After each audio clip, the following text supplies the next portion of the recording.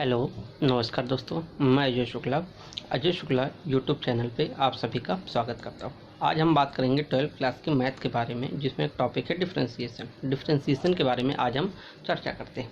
सबसे पहले बात करते हैं कि डिफरेंशिएशन होता क्या है, इसका मैथ में क्या यूज़ है, फिजिक्स में क्या इसकी इंपॉर्टेंस है और इसका रिप्रेजेंटेशन कैसे होता है, इसके बारे में बात करेंगे। तो आइए सबसे पहले चर्चा करते हैं हम कि डिफरेंशिएशन होता क्या है। तो अगर हम डिफरेंशिएशन के बारे में बात करते हैं तो डिफरेंशिएशन को डिफाइन करने के लिए एक सिंपल सी छोटी सी डिफिनेशन है। क्या है? It is a process to find the rate of change of fx with respect to x is known as differentiation. ठीक है, तो ये छोटी सी एक सिंपल सी डिफरेंशिएशन की डिफिनेशन है कि किसी भी फंक्शन का रेट ऑफ चेंज x के रिस्पेक्ट में फाइंड आउट करना ही डिफरेंशिएशन कहलाता है। अब बात करते हैं कि डेरिवेटिव क्या होता है। तो it is result of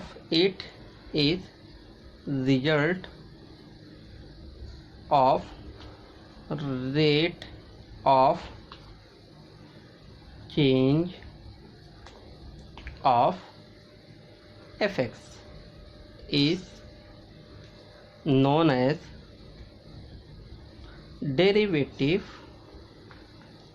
derivatives. ठीक है, तो एक छोटी सी डिफरेंशिएशन की डिफिनेशन है और डेरिवेटिव्स के बारे में बात किया हमने। अब आइए थोड़ा सा इसके आगे चर्चा करते हैं कि आखिरकार इसको एक प्रैक्टिकल फॉर्म में कैसे लिया जा सकता है। तो हम मानते हैं कि लेट कोई एक फंक्शन है F Y is equal to F X. तो अब देखिए, अगर हम इस एक्स के मान में थोड़ा सा अगर चेंजेस करते हैं तो हमारे पास क्या आता है, x के मान में अगर हम थोड़ा सा चेंज कर दिया तो कौन सा चेंजेस होगा, डेल x होगा। और सिंपल सी बात, जब हम x के मान में थोड़ा सा चेंजेस करेंगे तो हमें y के मान में भी तो थोड़ा सा चेंज करना होगा। अब हम यहाँ पर भी चेंज करेंगे तो ये आ जाएगा आपका y प्लस डेल y। अब यहाँ पर दो हमारे पास टर्म्स आए हैं, डेल x और डेल y। तो अगर हम इन दोनों टर्म्स के बारे में बात करें तो डेल x क्या है, ये है चेंज इन x। और अगर हम डेल y के बारे में बात करते हैं तो ये क्या है, चेंज इन y। ये रहा आपका चेंज इन दो टर्म्स जिसको डेल x और डेल y के कहते हैं। डेल x है आपका चेंज इन x यानी x में परिवर्तन, और डेल y है चेंज इन y में परिवर्तन। इन दोनों चीज़ों के बारे में हमने चर्चा की। अब अगर हम बात करें कि इसके परिवर्तन की दर क्या है, तो अब बात करते हैं हम x के सापेक्ष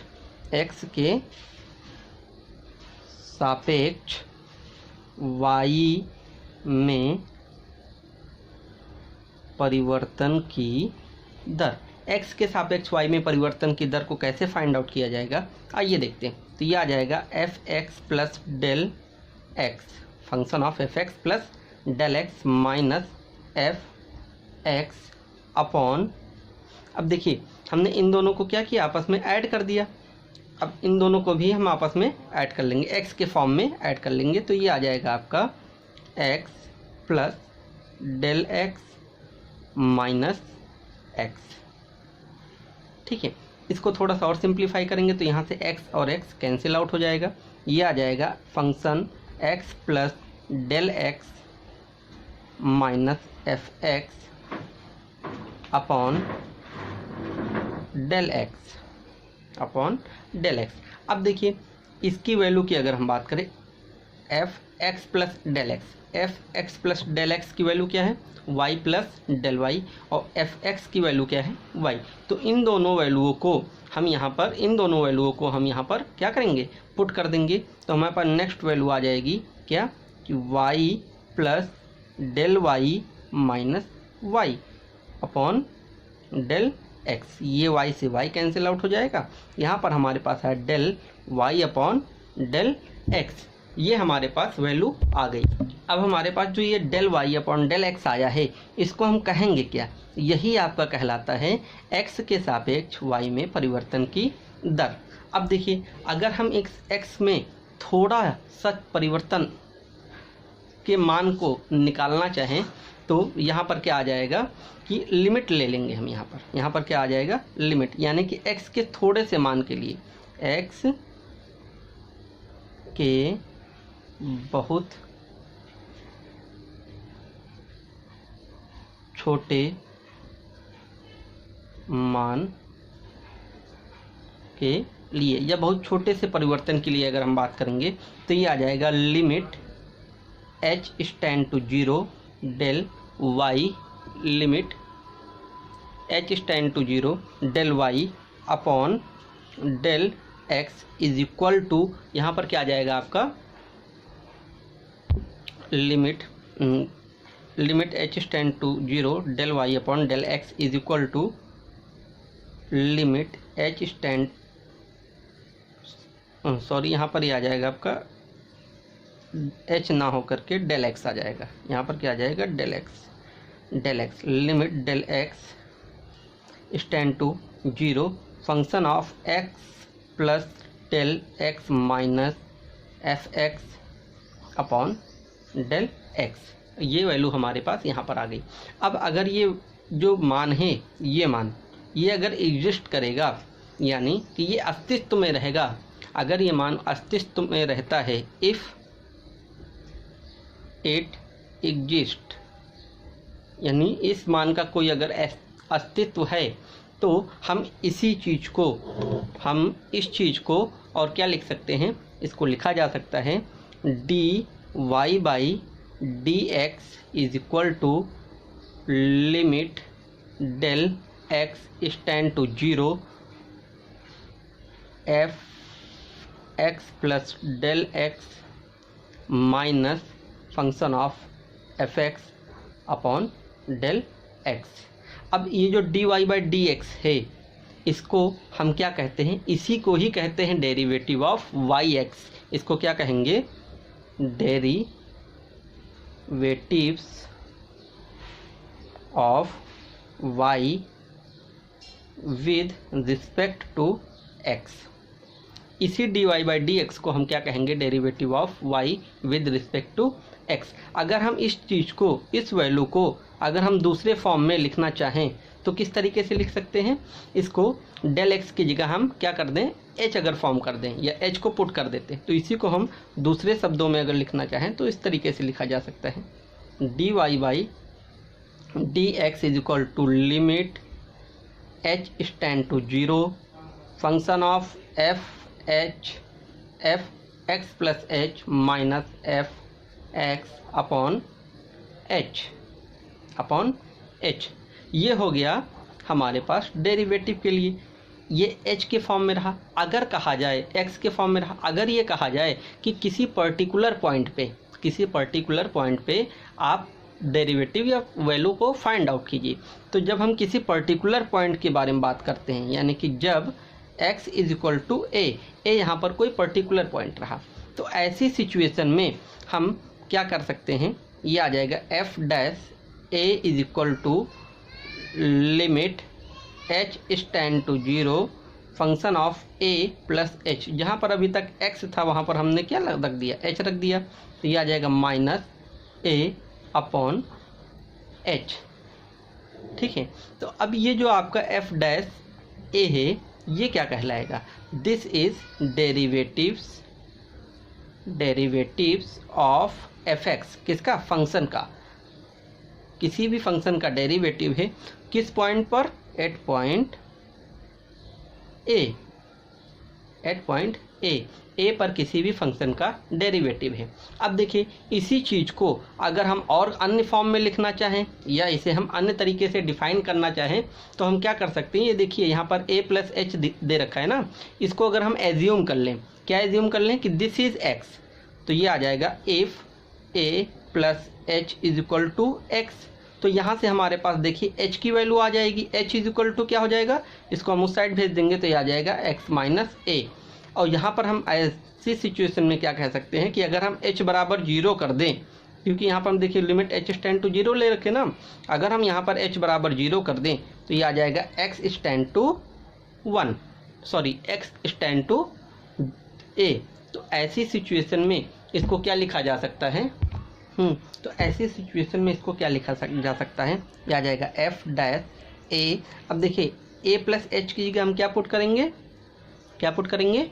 x, और h की जगह पर हम क्या पुट करेंगे, x माइनस a।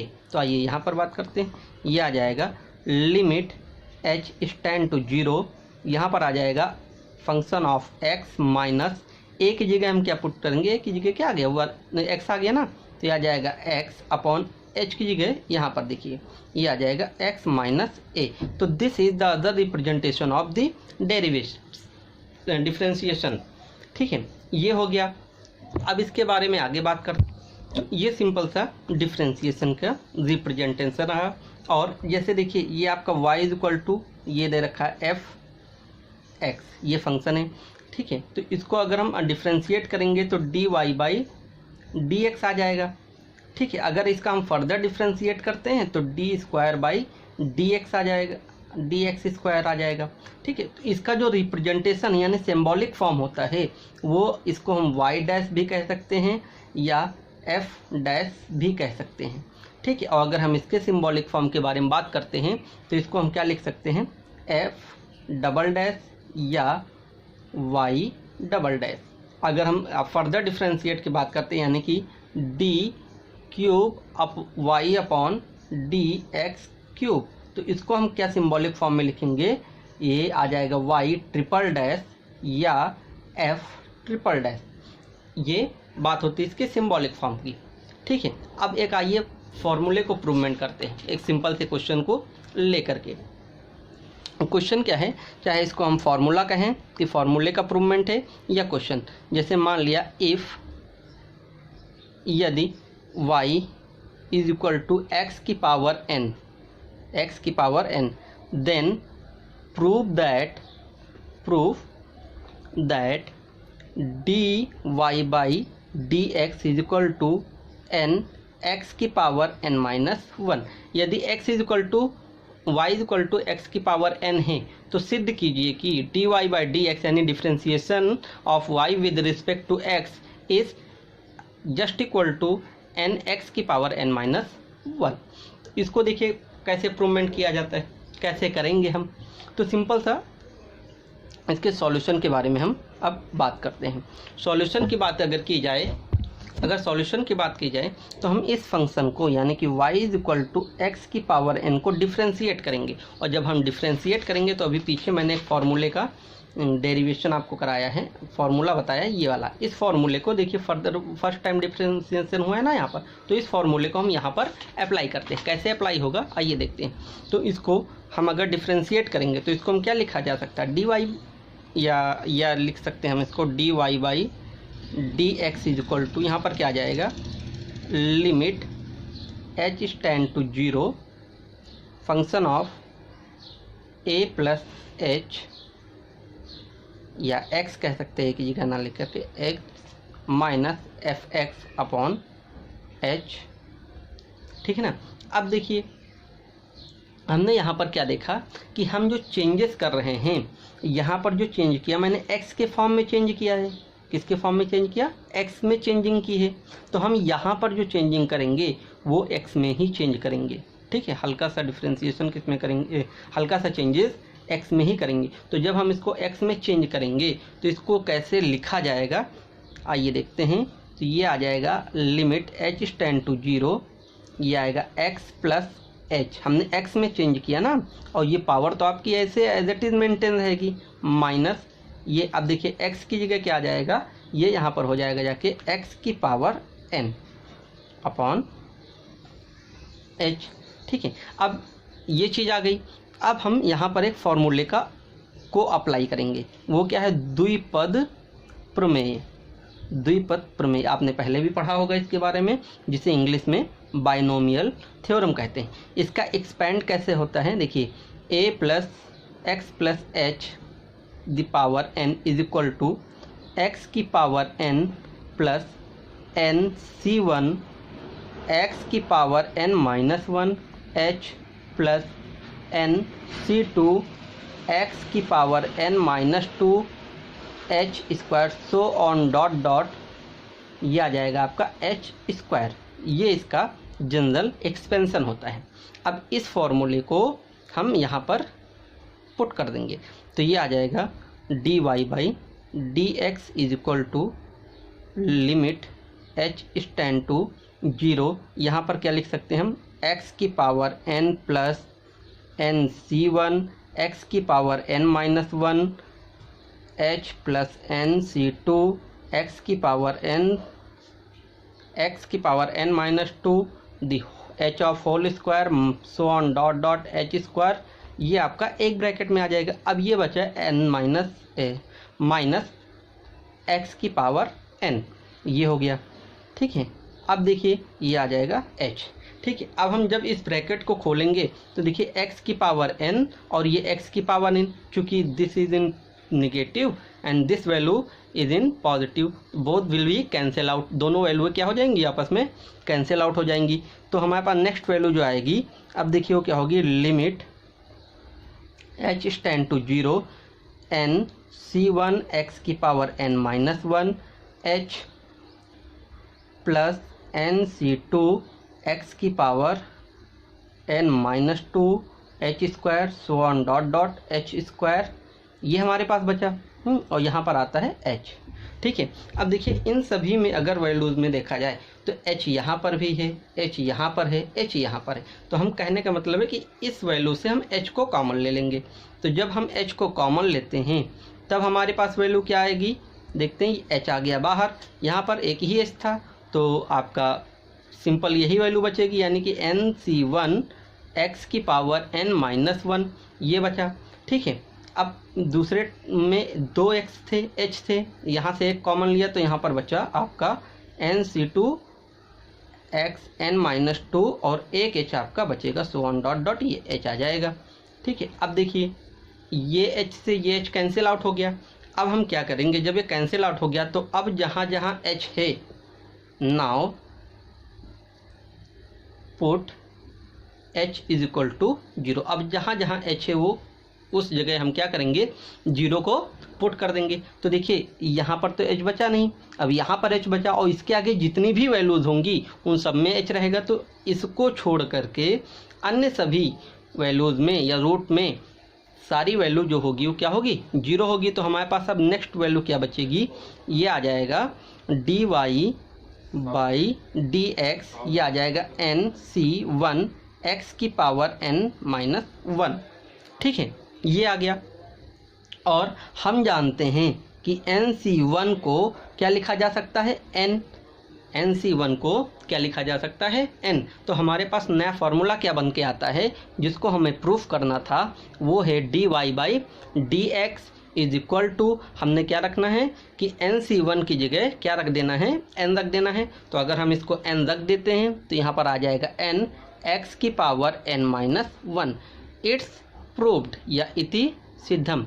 यही हमको बताना था या हमें सिद्ध करना था कि y का मान यदि x n है तो सिद्ध करना है D Y by D X is equal to N X की पावर n माइनस वन, जो कि ये हमारे पास वैल्यू आ गई। अब जैसे ये बात रही, ठीक है, अगर हम एक क्वेश्चन के बारे में बात करते हैं कि आपसे पूछा जाए कि x की पावर 10 का डिफ्रेंशिएशन क्या होगा। मान लिया कोई फंक्शन है y is equal to D X, Y is equal to X the power 10। तो यहाँ पर अब इसको आप अगर करना चाहोगे तो कैसे करोगे, देखिए n पहले था, n को बगल में ले आएंगे तो यानी कि ये जो वैल्यू थी ये बगल में आ जाएगी जस्ट प्रोडक्ट में, और ऊपर से एक माइनस हो जाएगा तो आ जाएगा x 10 minus one is equal to 10x 9। ठीक है, तो ये आ जाएगा y dash is equal to 10x 9, यानी 10x की पावर 9। अगर हम इसी को अन्य क्वेश्चन में फॉर्म करते हैं, जैसे आपका आ जाएगा x की पावर 5, तो इसको हम किस तरीके से लिख सकते हैं, आंसर क्या होगा आपका 5x4। वाई डैश यानी कि dy by D X is equal to Y X की पावर 4। आज के लिए इतना ही, ठीक है। और अगर आपको वीडियो अच्छा लगा हो तो प्लीज़ लाइक और सब्सक्राइब करिए। बहुत बहुत धन्यवाद।